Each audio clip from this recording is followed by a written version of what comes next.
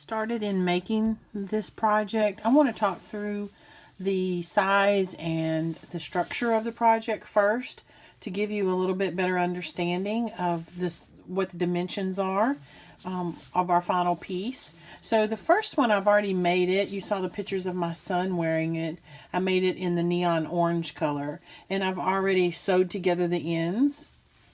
And this measures out, a final piece measures out, once it's done, 10 inches by 11 inches once you've sewn the ends together. So this gray, I have not sewed it together yet. Let me pull out a little bit on the camera so you can see. So the size of this rectangle, this is my foundation side, and it's 32 chains. It measures out 11 inches, and this is 47 rows, and it measures out to 21 inches. Once you get your rectangle crocheted, you're going to decide which side is going to be the right side, the one that faces out, and then you're going to take the ends and you're going to sew those seams together. So let's get started, and I'll show you how to make your project. These are the items you'll need to complete your project. I have 2 skeins of yarn. It's the Red Heart Reflective. It is 88 yards per skein. And this yarn is gray in color. It's a bulky 5-weight yarn. It calls for a J10 crochet hook. I actually took it one step further in size and went to a size K 6.5 millimeter hook. I want to have a little bit looser stitches, and I've got a crochet needle, 2 row markers, and some scissors. All right, let's get started, and I'll show you how to make this turtleneck cowl. All right, first thing we need to do is to make a slip knot. So I've got my yarn tail, and I'll pull it out about 6 or 7 inches long. So we take our yarn tail, wrap it around my fingers, have it cross over like an X, and then take this tail and push it through the yarn on my fingers and grab it and pull it up, and it'll make a slip knot. I'll put that right onto my crochet hook and pull that yarn tail up, and it'll tighten right up onto my crochet hook. I don't want to have it really tight, just have it where it's loose and it can slide around easily. Lay that yarn tail over to the side. And our project is going to call for 32 chains for our foundation. So to do a chain, you're going to yarn over, take your yarn and pull it down through the loop of yarn that's on your hook, and that's a chain. You're going to do 32 total chains for your foundation. So go ahead and work those chains, and when you get to the end and make 32 chains, come back and I'll show you how to make your turn and create your half double crochet stitch. We're down to the end of our chain, and now you're going to do a half double crochet into the 3rd chain from the hook. So 1, 2, 3, you're going to go into that 3rd chain, you're going to yarn over and take your hook and push it into that chain, go in and yarn over and pull that yarn back through that chain. You should have 3 loops of yarn on your hook. You're going to yarn over and you're going to pull that crochet hook through all 3 loops of yarn that's on your hook, and there's only 1 left. That's a half double crochet. Now I always take my yarn markers, or they're called row markers, and I'll mark that stitch that I just made. And you see how it looks like a V here? I'm going to push that row marker right underneath those 2 pieces of yarn. That's the top of that half double crochet stitch that you just made, and I'm going to fasten it there. When we come back the other way, that will be our last stitch on that row, and it helps keep your project nice and neat and straight, and you don't have to guess where your last stitch is going to be. I'll show you how to do a half double crochet again, a couple more stitches, and then you're going to do that same stitch all the way down to the end of your foundation. So you're going to yarn over, take your hook and go into the next chain. You're going to yarn over to grab that yarn and pull it through. You should have 3 loops of yarn on your hook. yarn over and pull it through all 3 loops of yarn that is on your hook. You're going to do the same thing, half double crochet, yarn over, go into the next chain, yarn over and pull that yarn back through. You should have 3 loops of yarn on your hook. You're going to yarn over and pull it through all 3 loops of yarn. Now do your half double crochet all the way down to the end of your foundation chain, and then I'll show you how to make your turn. I'll see you in just a moment. Okay, I've now reached the end of my foundation, and this is how you're going to make your turn every single time throughout the rest of the project.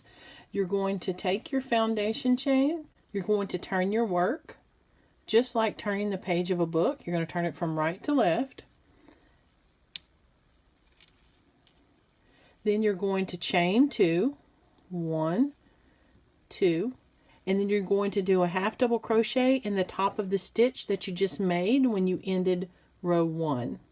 So take yarn over and take your crochet hook and go right into that stitch. Yarn over and pull your hook back through, and then you're going to complete your half double crochet. Now you're going to get your other row marker, stitch marker, and you're going to mark the top of that stitch that you just made on row 2.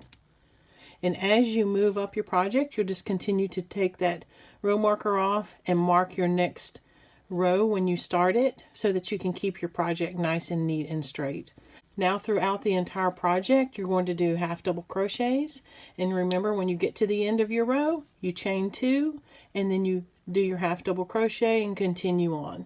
We'll see you when you get to the end of your 47 total rows. I'll show you how to fasten off, sew your project together to make the cowl. I'm down to my last stitch on my 47th row, and I'm going to take my stitch marker off and do my half double crochet into my last stitch. And now I'm going to fasten off. I'm going to cut me a pretty good sized yarn tail. I'm going to have it a lot longer than normal, probably about 24 inches long, so I can use that yarn to help finish off my project. So to fasten off, you're going to yarn over and you're going to pull that entire yarn tail through, pull the whole tail through, all the way through. Then you're going to take that piece and you're going to just tug it tight, and it secures and fastens off right there on the end.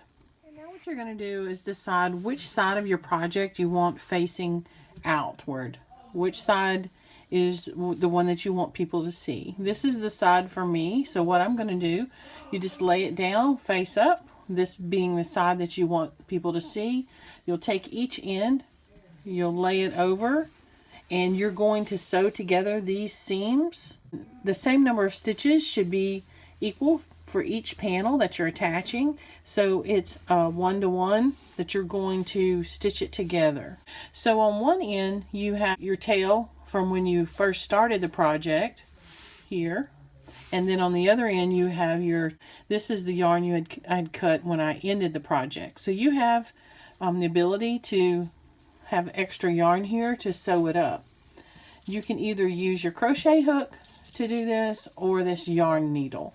So what you have your yarn needle, all you're going to do is you're going to take this yarn, you're going to run this needle through the first stitch on this side of the panel.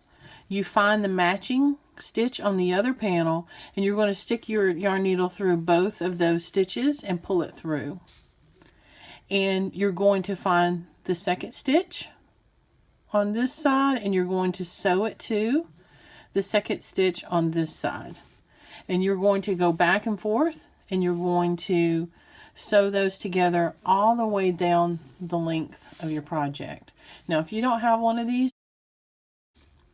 totally simple to do with your crochet hook. All you have to do is use your crochet hook to do slip stitches. So the other way to do this is by a slip stitch. So what I'm going to do is take my crochet hook, and I want to go from right to left. So let me come on this side, and I'm going to go into this first stitch with my hook. That's my son yelling, he's playing Fortnite.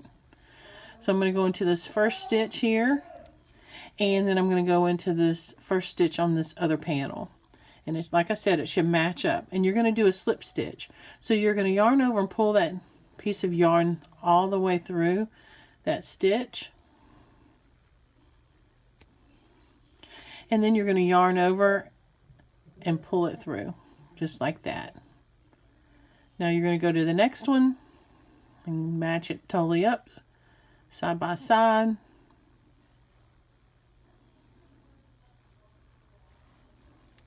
Yarn over and pull it through.